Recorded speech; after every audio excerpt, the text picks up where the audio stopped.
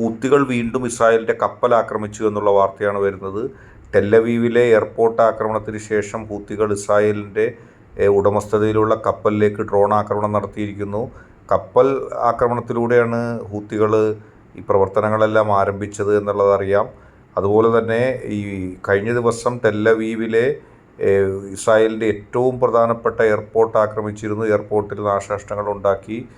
Ben ഗുരിയൻ airport ടെല്ലവീവിലെ ആക്രമിച്ചതിന് ശേഷം ഹൂത്തികൾ drone ആക്രമണത്തിൽ ഇസ്രായേലിൻ്റെ കപ്പൽ തകർത്തിരിക്കുന്നു എന്നുള്ള വാർത്ത വരുന്നു. ഹൂത്തികളെ കൊണ്ട് ഇസ്രായേലിന് ജീവിക്കാൻ കഴിയാത്ത ഒരു സാഹചര്യം ഉണ്ടായിരിക്കുന്നു. ഹൂത്തികൾ ഇസ്രായേലിനെ വെറുതെ ഇരുത്തുന്നില്ല. ഹൂത്തികൾ കണക്കാക്കി ഇറങ്ങിയിരിക്കുകയാണ്. ഹൂത്തികളുടെ പ്രവർത്തനങ്ങൾ ഇസ്രായേലിനെ സംബന്ധിച്ച് വലിയ തരത്തിലുള്ള തകർച്ചയിലേക്ക് പോകുന്നു. ഹൂത്തികളുടെ പ്രവർത്തനം മൂലം ഇസ്രായേലിന് പിടിച്ചു നിൽക്കാൻ കഴിയുന്നില്ല.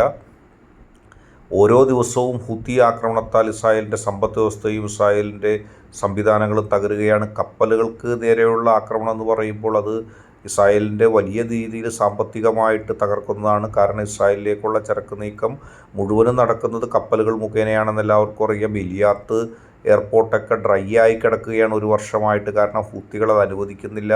ഹൂത്തികളുമായി യുദ്ധത്തിന് പുറപ്പെട്ടപ്പോൾ ഇസ്രായേൽ ഒരിക്കലും വിചാരിച്ചിരുന്നില്ല ഗസയിലെയും റഫയിലെയും കൂട്ടക്കൊലകൾക്ക് എതിരെ ഹൂത്തികൾ ഇസ്രായേലിനെ ആക്രമിച്ചു തുടങ്ങിയതാണ്.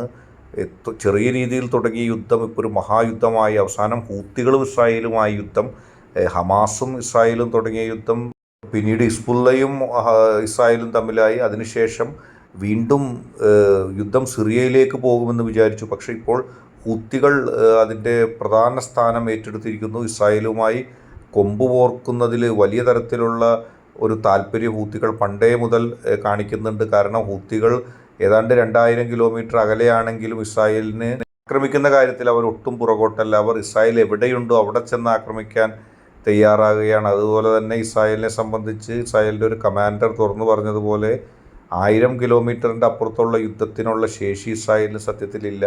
അമേരിക്കയുടെയൊക്കെ പിന്തുണ ഉണ്ടെങ്കിൽ മാത്രമേ ഹൂത്തികളെ നേരിടാൻ കഴിയുള്ളൂ. എന്നിരിക്കെ ഈ ആഭ്യന്തരമായ യുദ്ധങ്ങളിൽ അല്ലെങ്കിൽ തൊട്ടടുത്തുള്ള അയൽ രാജ്യങ്ങളുമായിട്ടുള്ള യുദ്ധത്തിൽ മാത്രം കോൺസെൻട്രേറ്റ് ചെയ്തിരുന്ന ഇസ്രായേലിനെ ഹൂത്തികൾ വലിയൊരു യുദ്ധത്തിന് ക്ഷണിച്ചിരിക്കുകയാണ്. 2000 കിലോമീറ്റർ അപ്പുറത്തേക്ക് കയറി ചെന്ന് ഹൂത്തികൾ ഇസ്രായേലിനെ ആക്രമിക്കുമ്പോൾ ഇസ്രായേലിനും അത് തന്നെ ചെയ്യേണ്ടി വരുന്നു. അത് ഇസ്രായേലിനെ സംബന്ധിച്ച് ഈ വ്യോമ ആക്രമണം ഇത്രയും ദൂരം ചെന്നിട്ടുള്ള അത് ഇസ്രായേലിനെ സംബന്ധിച്ച് ബുദ്ധിമുട്ടാണ്. ഇസ്രായേൽ ഈ യുദ്ധത്തിൽ പാടുപെടും എന്നുള്ള കാര്യത്തിൽ സംശയമില്ല. കാരണം ഹൂത്തികൾ ഇസ്രായേലിനെ യുദ്ധത്തിലേക്ക് വലിച്ചഴക്കുകയാണ്. അവർ കപ്പലുകൾ ആക്രമിക്കുന്നു, അവർ എയർപോർട്ടുകൾ ആക്രമിക്കുന്നു. അവരെ തിരിച്ചടിക്കാൻ നോക്കിയിട്ടും അവർ പിൻവാങ്ങുന്നില്ല എന്നുള്ളതാണ് അവിടെ നിന്നുള്ള റിപ്പോർട്ടുകൾ.